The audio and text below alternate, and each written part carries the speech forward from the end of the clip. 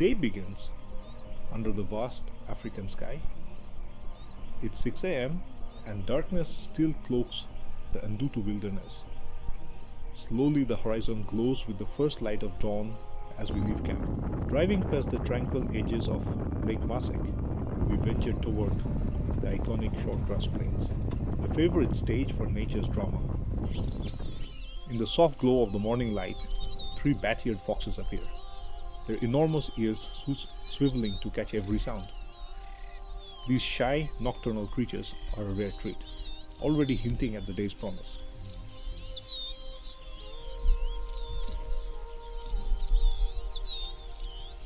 A tawny eagle takes to the skies.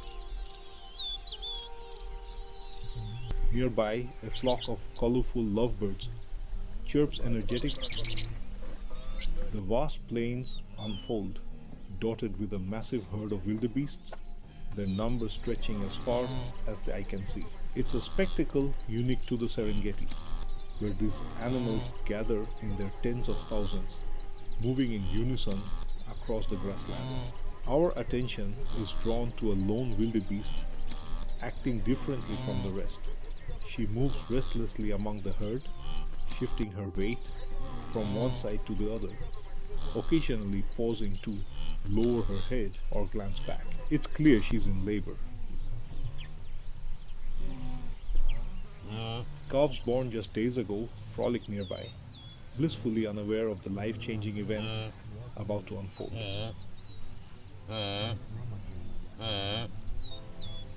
The first tiny hooves of the calf begin to emerge, glistening in the light, a sign that the birth is imminent.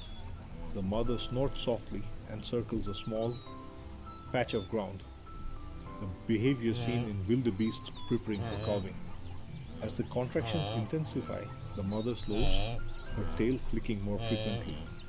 Then, the tiny hooves begin to emerge more distinctly, the first few inches now clearly visible. With each contraction, the calf's hooves become more apparent, pressing further outward, a sign that birth is nearing.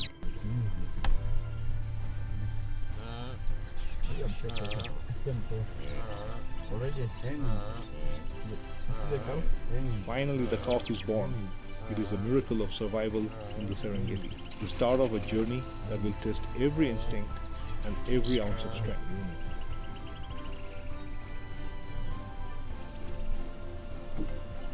The mother doesn't hesitate. Her nurturing instincts take over immediately, and she begins to lick the calf, helping it dry and encouraging its first movements. The mother's instincts take over as soon as her calf is born.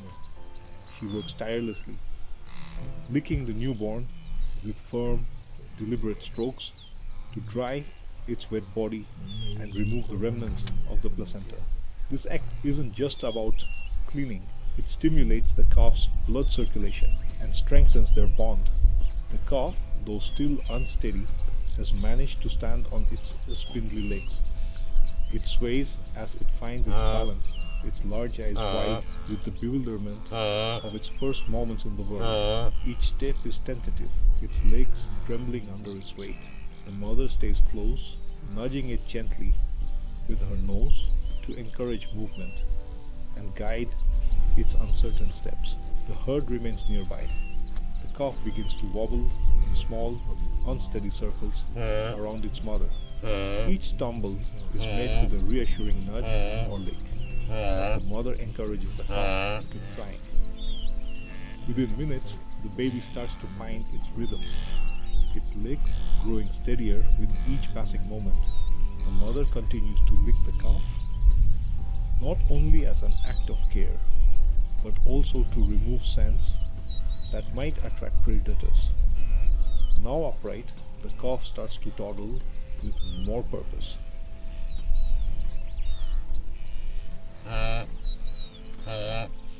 Its small steps gradually transform into more confident strides. Despite its fragility, it instinctively knows to stay close to its mother, who is its best chance at survival.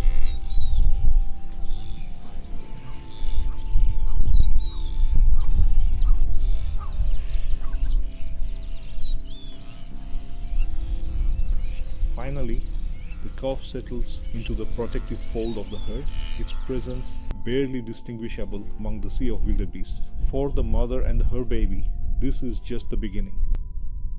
In the grass, a quick flash of movement reveals a Cape hare, alert and ready to dart at the first hint of danger. Its long ears swivel constantly, picking up the faintest sounds while its nose twitches, scanning the air for predators.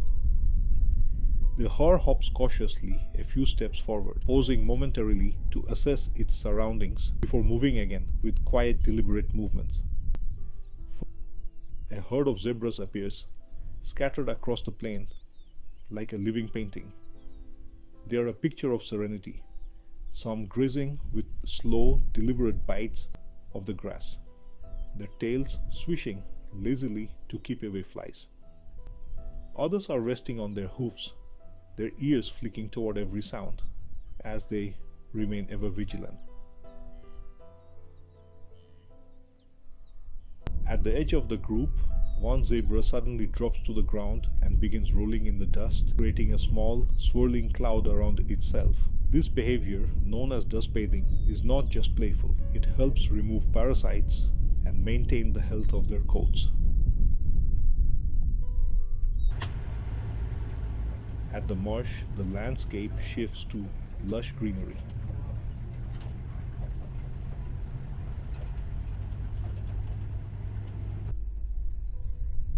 A grey heron stands statuesque, and ruffs pick delicately through the water.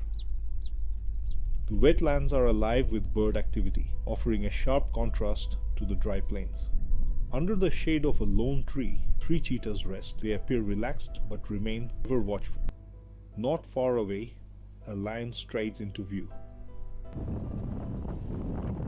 We move toward Eden Valley, the golden grasslands stretching endlessly before us. Now we have stopped for lunch. This is our the last full day in southern Serengeti. But it's a fantastic place. We have stopped over here today. If you remember from the last series, we filmed the leopard on the tree, and it's also one of the cover photos of day 11 or day 10, either of that, in my previous series. And this is exactly the same tree where that leopard photo of that leopard was taken. So it's great to actually stop over here and have our lunch. We just, of course, check the area. There are no leopards around, so it's all safe. At least that's what seems like. So yeah, that's it.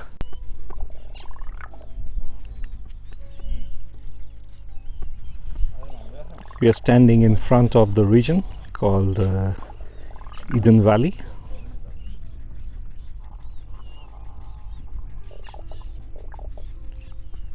And the sound that you hear is of raven.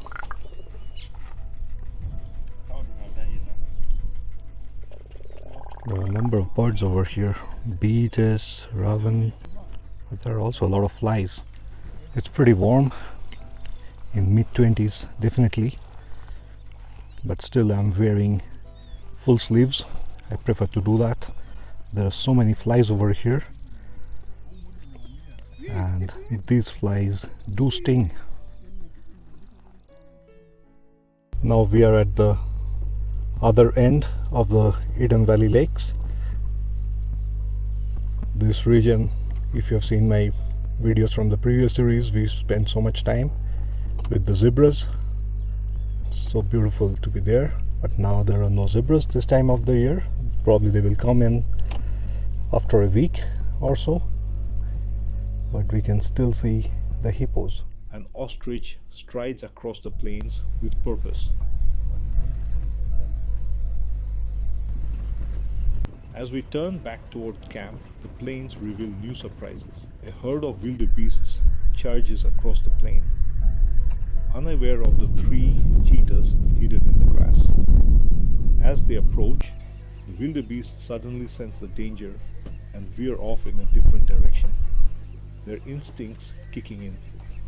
They sprint away, distancing themselves from the predators.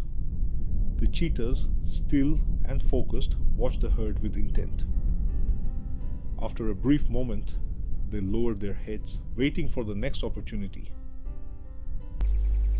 We spot two vibrant vitelline masked weaver birds, their striking yellow and black plumage standing out against the greenery. The male is busy weaving an intricate nest, his beak skillfully threading together blades of grass and twigs. His efforts are a display of craftsmanship to impress the female. A francolin perches on a dead tree trunk, surveying its surroundings with a curious eye. A Nubian woodpecker climbs silently up a dead bush, its sharp beak probing the bark for insects. Three dik-diks graze calmly beside the bushes, their tiny frames moving gracefully as they nibble on the tender grass. By Lake Masek, four towering giraffes feed leisurely on bush tops. Oxpeckers hitch a ride on their backs, picking off parasites. As the light dims, the scene feels almost surreal, a gentle reminder of nature's harmony. Finally, a saddle-billed stork claims its perch atop a tree near Lake Masek. Its long, striking beak and bold colors stand out as its wings spread wide for balance, scanning the water below for signs of prey. The lake's serene beauty, framed by distant hills, provides the perfect backdrop, while the soft glow of the setting sun casts a golden hue over the landscape. Other birds, silhouetted against the sky, fly homeward in the fading light. As we close this day's adventure, we thank you for joining us in the heart of the southern Serengeti. Stay tuned for the next day of this extraordinary safari. Until then, let the wilderness inspire and awe.